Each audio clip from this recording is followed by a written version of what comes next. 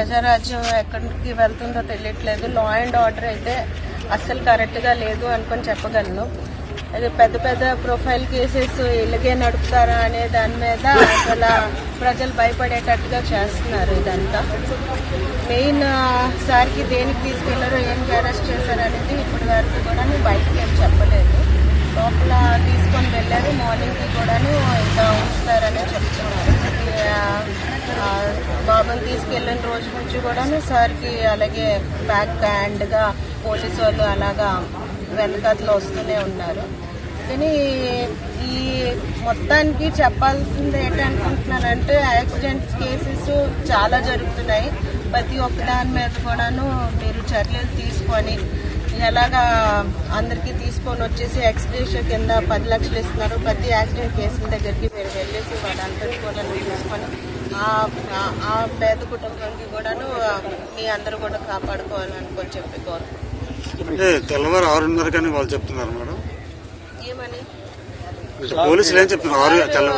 Morning 6:30 అని అలాగేం చెప్పలేదు, కానీ అలా కంటిన్యూ అవుతుంది. లాయర్ కూడా లోపల ఉన్నారు. అంటే మీడియా అడిగిన దానికి మీడియా అడిగితే తెల్లవారు మార్నింగ్ 6:30 అని చెప్పారు. అంటే 6:30 అంటే జడ్జ్కి ఇప్పుడు నైట్ టైం అవ్వదు అనుకొని చెప్పారు, కానీ అది కూడాను కరెక్ట్ ఇన్ఫర్మేషన్ రాంగ్ ఇన్ఫర్మేషన్ అనేది తెలియదు. ఎందుకంటే బయట వరకు అయితే అసలు ఏం కూడాను ఎవరు కూడా మాట్లాడలేదు. అక్కడ ఉన్న పోలీస్ బెటాలియన్ మొత్తం కూడాను బయట నుంచి వచ్చింది. మనకి లోపల ఉన్న పోలీస్ బెటాలియన్ బయట ఉన్నది మొత్తం వేరే వేరేగా ఉంది. సో అది కరెక్ట్ ఇన్ఫర్మేషన్ అని అనుకోవట్లేదు.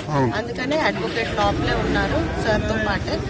మామూలుగా బయటకు అంటే మార్నింగ్ 6 లోపలే ఈ కార్యక్రమం వాళ్ళు చేసి వచ్చారు మీరు భావించవచ్చు అనుకుంటున్నాం. అందుకనే మా వాళ్ళందరూ కూడాను ఇక్కడే ఉండి వెయిట్ చేస్తున్నాం. అవును. నీ కొడుకు యాక్సిడెంట్ జరగడం ఎవరి చేతిలో ఉండదు, చనిపోవడం ఎవరి చేతిలో ఉండదు.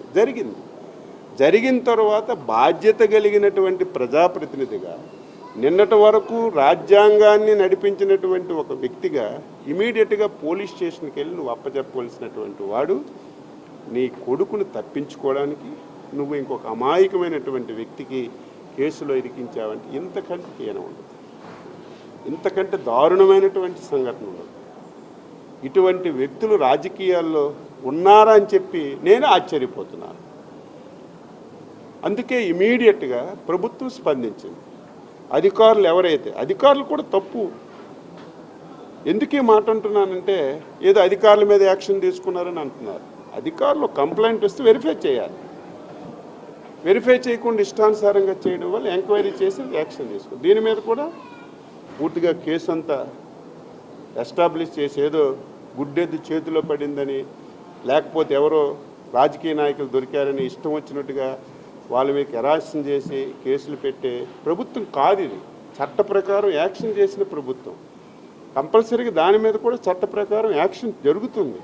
అటువంటి వాళ్ళు ఇంక రాజకీయం మాట్లాడుతున్నారు. నేను అందుకే చెప్తున్నాను, పార్టీయే గొడ్డల పార్టీ. ఎవరైనా సరే ఒక పార్టీ హెడ్ ఎలాగుంటే కింద స్థాయి కార్యవర్గ వరకు ప్రతి ఒక్కడు అలాగే ఉంటాడు. ఒక కుటుంబంలో పెద్ద ఏ విధంగా ఉంటే కుటుంబం అంతా ఆ విధంగా. హెడ్డే గొడ్డల పార్టీ. హెడ్డే ఒక రాజకీయ పార్టీని ఒక క్రిమినలైజేషన్తో నడుపుతున్నాడు. ఎవడైనా మళ్ళీ సిగ్గు లజ్జ పరువు ఉన్నవాడు ఎవడైనా సరే మొన్న మాటలు మాట్లాడతాడా? చిన్న పిల్లడు 18 సంవత్సరాలు తప్పు చేశాడు, మత్స్యకారుడు. ఈ ప్రభుత్వం చంద్రబాబు నాయుడు కావాలని చెప్పి కేసు పెట్టి అరెస్ట్ చేస్తున్నాడని చెప్పి ఒక రాజకీయ పార్టీ నడుపుతున్నటువంటి వ్యక్తి 5 సంవత్సరాలు ఈ రాష్ట్రానికి ముఖ్యమంత్రిగా వెలగబెట్టిన వ్యక్తి ఆ రకంగా మాట్లాడాడంటే ఏమనాలి? దీనికి పలకరింపులంట. మా జిల్లాలో ఒక పెద్ద మేధావి ఉన్నాడు. ఆయన ఏం మాట్లాడుతాడో ఆయనకే తెలియదు. ఏజ్ అయిపోయింది, మైండ్ పనిచేస్తుందో లేదో తెలియదు. వాళ్ళకి పలకరింపులు ఎవరికి చేయాలి? ఎవరైతే చనిపోయారో ఆ కుటుంబానికి పలకరించాలి. తప్పనిసరిగా ప్రతి ఒక్కరు అసహించుకుంటున్నారు. అది జరిగినటువంటి 2వ రోజుకి ఇంకొక సంఘటన. మేధావి ఆయన మాటలు చూస్తే శాసనసభలో ఆ చైర్ మీద కూర్చొని మాట్లాడుతుంటే ఆశ్చర్యం కలిగింది. ఏ విధంగా ఇబ్బంది పెట్టాడు పక్కన పెట్టి. ఆయన భూమి ఇలాంటివి చాలా ఉన్నాయి.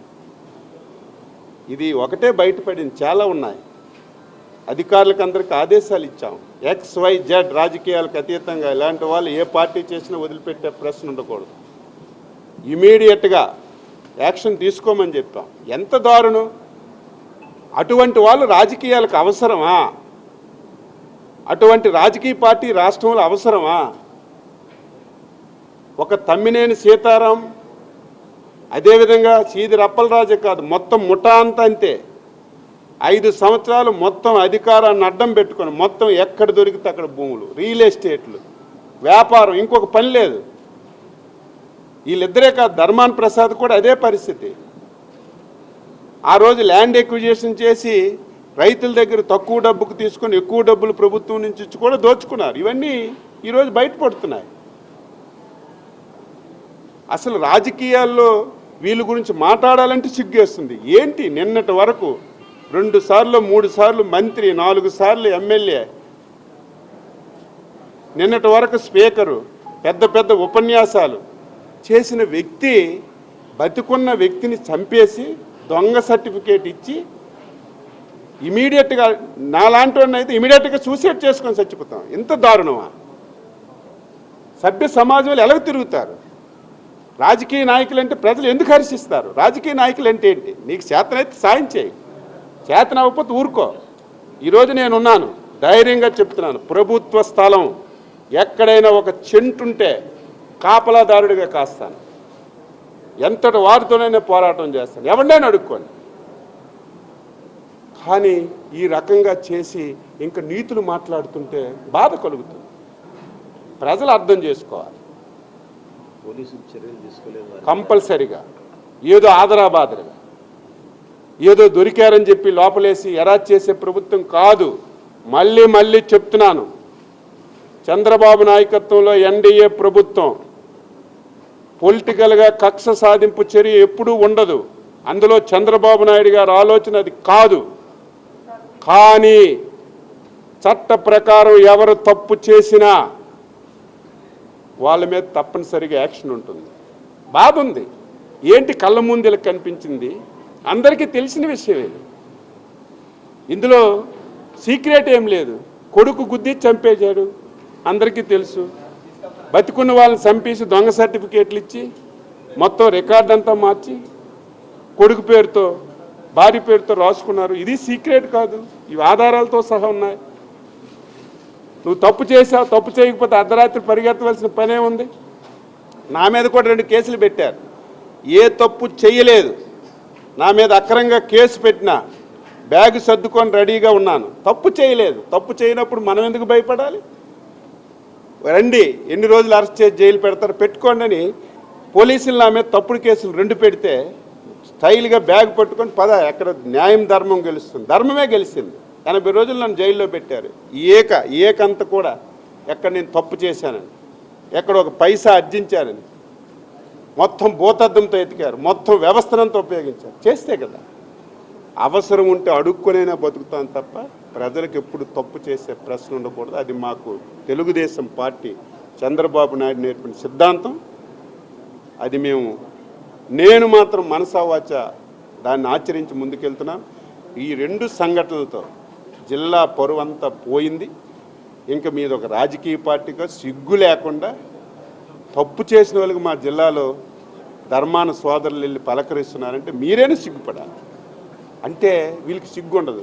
అందరూ అలాంటి వాళ్ళే, చేసిన వాళ్ళు, పలకరించిన వాళ్ళు, వాళ్ళకి వీళ్ళకి దొంగలు పలకరించుకున్నట్టుగా ఈ రకంగా చూస్తున్నారు. దీన్ని తీవ్రంగా ఖండిస్తున్నాను. చట్టం తన పని తాను చేసుకుపోతుంది, తప్పనిసరిగా యాక్షన్ ఉంటుందని చెప్పి తెలియజేస్తున్నాను. నాకు అసలు ఆశ్చర్యం, నేను చూస్తుంటే ఆవేళ నేను సాక్షిని, చంద్రబాబు నాయుడిని, అందులో నీకు రాజకీయ భవిష్యత్తు ఇచ్చినటువంటి వ్యక్తిని,